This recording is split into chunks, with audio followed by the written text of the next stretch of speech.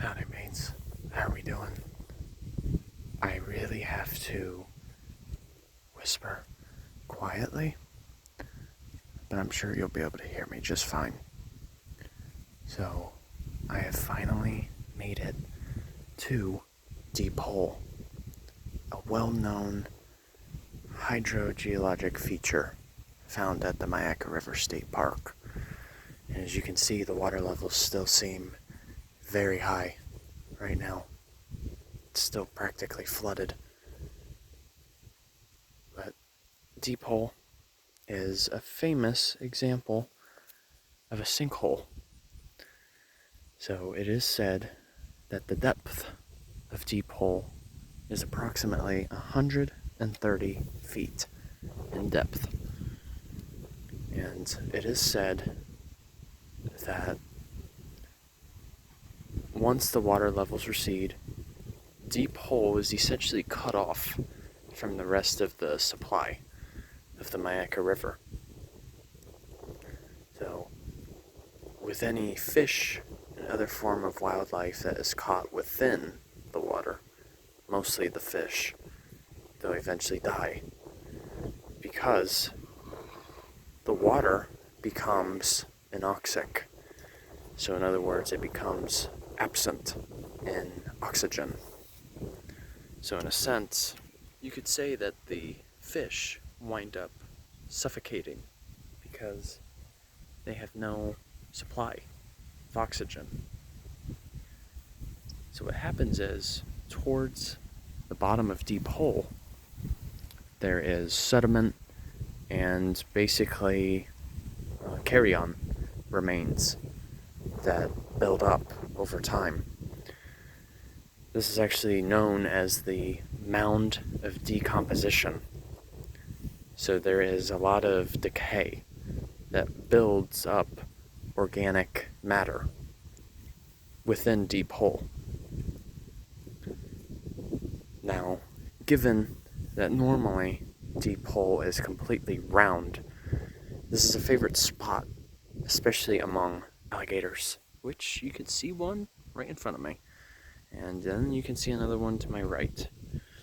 So you rest assured I'm still keeping my distance, of course. But our fellow alligators is known as the American alligator, and they're actually a great example of a reptile that has recovered. So back in the 20th century, alligators were actually on the brink of extinction down here because they were being hunted uncontrollably for their hide and their meat supply, which, by the way, I can confirm does taste similar to chicken. Now, fortunately, FWC, or even the IUCN had provided opportunity to allow the alligator population to rebound and make its way back. And you gotta think, our alligators are an amazing symbol of Florida. You know, we often associate alligators with Florida. You see, they are an apex predator. So what that basically means is within a food chain, they represent the very top of that food chain that I speak of. So essentially, all of the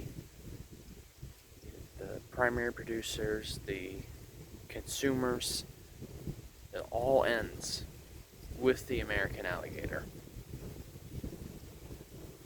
They're like basically the equivalent of a shark in marine waters. So in other words, the apex predator is really what is key to controlling a population among our wildlife. keeps the populations in check. And that being said, there's no other organism except us that consumes the apex predator. So they're literally the kings of this particular ecosystem. So they're just remarkable creatures. And given that they are reptiles, that basically means that they are ectothermic. So what that basically means is they're a cold-blooded organism. And so their temperature adjusts according to the ambient temperature. So like right now, given how chilly it was this morning and even last evening, they're taking an opportunity to warm themselves up, speed up their metabolism. So that's how they do it. Unlike us, on the other hand, we have a very active metabolism, and so we are warm-blooded. Oh, wow. It feels good to be back. The last time I was out here was clear back in April, so this is good. So I'm going to break this up actually into a second video, just because I'm already hitting close to 7 minutes, and there's more interpretation that I want to provide on the American alligator, because they're such a prehistoric reptile in which they are totally worth recognizing and understanding too. So, alright. Take care, you guys. See ya.